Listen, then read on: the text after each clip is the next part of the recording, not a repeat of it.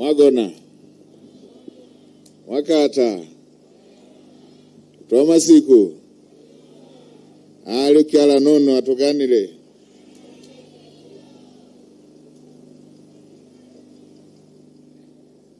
Waheshimiwa viongozi wetu wote mlioko jukwaa kuu, nikitambua waheshimiwa manaibu waziri ambao tumeambatana pamoja na viongozi wote wa serikali, Mheshimiwa mkuu wetu wa mkoa pamoja na timu yako yote ya mkoa,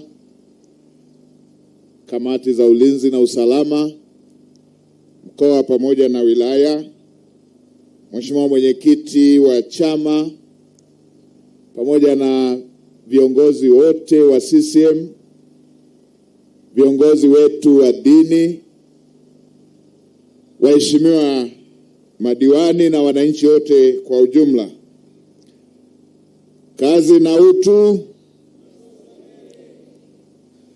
Waheshimiwa viongozi, nimekuja kwenye ziara ya kawaida.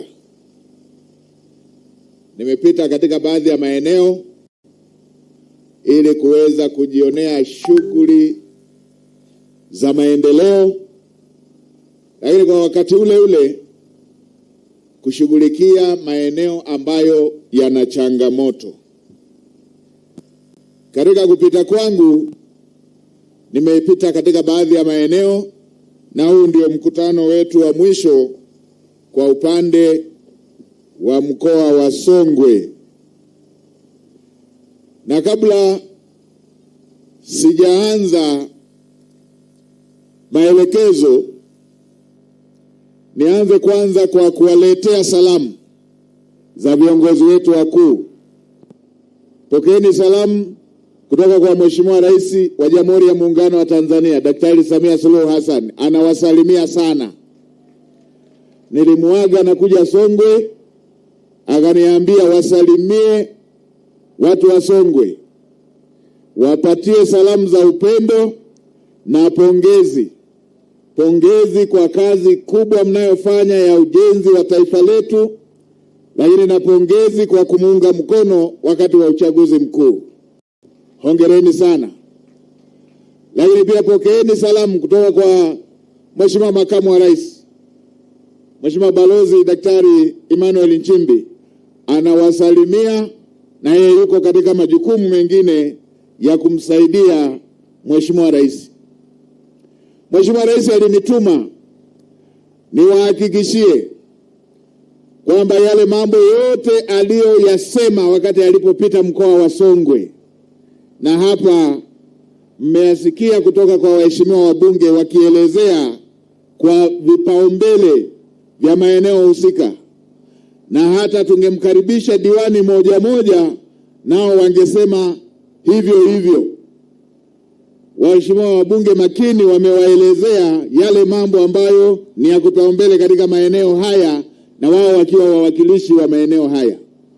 Mheshimiwa Rais amenituma niwahakikishie mambo haya yatatekelezwa. Amenituma niwahakikishie yale masuala ambayo yameandikwa kwenye ilani ya uchaguzi yatatekelezwa, na kazi tayari imekwisha kuanza. Amenituma niwahakikishie yale mambo ambayo yako kwenye dira yetu ya taifa 2025 2050, ambayo mpango wa mwaka mmoja na mpango wa miaka mitano tayari imewekwa, yatakwenda kutekelezwa. Na Mheshimiwa Rais amenituma niwahakikishie kwamba yapo mambo aliyosema anataka yaanze kutekelezwa ama yatekelezwe ndani ya siku 100, tayari yamekwisha kuanza kutekelezwa. Tumemsikia naibu waziri wa TAMISEMI hapa, amesema shule zilizojengwa kwa mkoa wa Songwe na kwa nchi nzima. Amesema vituo vya afya vilivyojengwa kwa mkoa wa Songwe na kwa nchi nzima. Amesema wilaya zilizojengwa kwa nchi nzima na kwa mkoa wa Songwe, na amesema zahanati pamoja na madarasa yaliyojengwa kwa mkoa wa Songwe na kwa nchi nzima. Mheshimiwa Rais alivyokamilisha utaratibu wa ujenzi wa vituo vya afya, madarasa, shule kufuatana na mahitaji yaliyobainishwa mwaka 2020, lilijitokeza tatizo la uhitaji wa wataalamu katika maeneo hayo. Moja ya eneo ambalo lilibainika kuwa na uhitaji wa wataalamu ni vituo vyetu vya afya, hospitali zetu za wilaya, zahanati zetu, pamoja na hospitali za mikoa na rufaa. Ninyi mnatambua katika baadhi ya zahanati zetu kunakuwa na mtumishi mmoja usiku na mchana. Punde wananchi wakienda kwenye zahanati yetu hiyo, pengine wanakuta mtumishi ametoka kwa sababu yuko mmoja peke yake.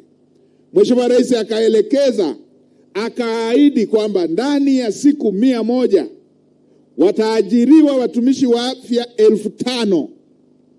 Mheshimiwa Mkuu wa Mkoa pamoja na viongozi na ndugu zangu wana Songwe, hivi tunavyoongea leo tayari usahili wa ajira 5,000 za watumishi wa afya ilianza tangu tarehe 10 ya Disemba na inachukua siku 10 na inatarajiwa itakapofika Januari 10 watumishi hawa wa afya watakuwa tayari kwenye vituo, watakuwa tayari kwenye zahanati, watakuwa tayari kwenye hospitali kwa ajili ya kuwahudumia Watanzania.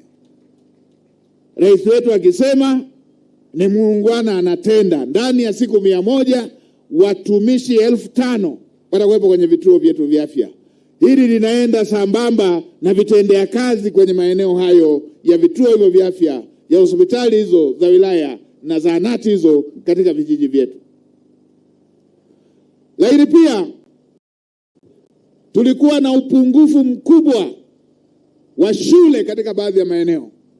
Ninyi mnatambua kuna baadhi ya shule zilikuwa zinatolewa kwenye mitandao, watoto wakisoma chini ya miti.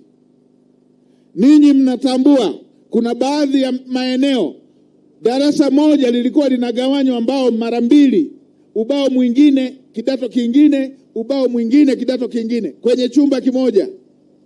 Ilikuwa inatoka kwenye mitandao. Darasa moja, ubao mwingine, darasa lingine, ubao mwingine, darasa lingine. Ninyi mnatambua ilikuwa ukifika mwisho wa mwaka kama hivi, kuna kuwepo na heka kila kata kwa ajili ya kujenga madarasa. Wanafunzi walikuwa wanasubirishwa madarasa yakamilike ndio selection ifanyike. Ilikuwa inaitwa second selection, third selection, yani chaguo, wanafunzi wanafaulu wote, lakini kuingia madarasani wanaingia kwa awamu. Mheshimiwa Rais akajenga madarasa zaidi ya 79,000.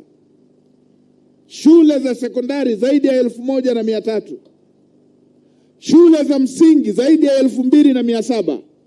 Na wakati anakwenda kwenye kampeni akasema ndani ya siku 100 walimu 7,000 wataajiriwa ili kwenda kufundisha wanafunzi katika shule hizi zilizojengwa, katika madarasa haya yaliyojengwa.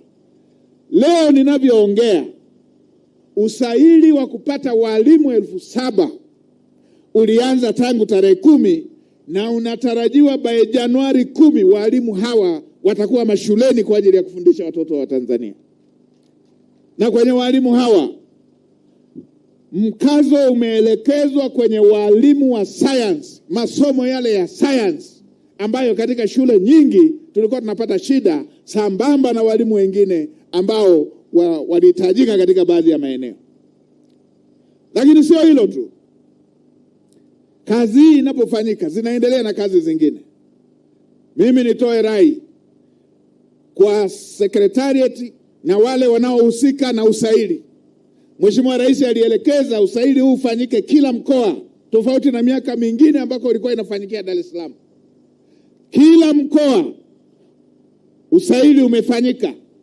Hata hapa Songwe umefanyika. Rukwa umefanyika. Katavi umefanyika. Tabora umefanyika. Manyara umefanyika. Pwani umefanyika. Kila mkoa wa nchi hii usaili wa kupata vijana wa kwenda kufanya kazi kwenye afya umefanyika. wa kupata walimu umefanyika. Niwaelekeze waliofanya usaili huu, bila kubagua mtu kwa dini, bila kubagua mtu kwa kabila, wawape nafasi watoto wa Kitanzania katika mikoa yao, na wenyewe waingie katika kufanya kazi za kujenga taifa letu. Kumekuwepo na manunguniko ya baadhi ya maeneo, watu kwenda na watu wao na vimemo vyao, na wale wahusika wa maeneo hayo kupitwa na nafasi za aina hii. Sasa hivi kila mkoa una shule, kila kata, kila kijiji kina wasomi, kila kijiji kina watu wenye akili. Kwa hiyo pamoja na kwamba anatambua kusudi la nafasi hizi ni kujaza nafasi kwenye maeneo haya ya elimu na afya yenye uhitaji, na kwamba haiwezi kamaliza tatizo la ajira kila eneo, lakini tunasema kila Mtanzania wa kila mkoa aonje keki ya taifa na anufaike na hatua nzuri ambazo serikali inachukua. Kando na hilo, Mheshimiwa Rais alielekeza ndani ya siku 100 jambo la bima ya afya kwa wote lianze kutekelezwa, na litaanza kwa majaribio. Hivi tunavyoongea,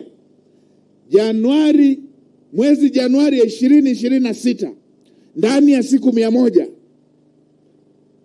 utafanyika uzinduzi wa bima ya afya kwa wote, kwa kuanzia na makundi yale mahususi ambayo yana hatari zaidi na yana uhitaji zaidi wa kupata bima ya afya kwa wote: watoto, akina mama wajawazito na wazee wasiojiweza.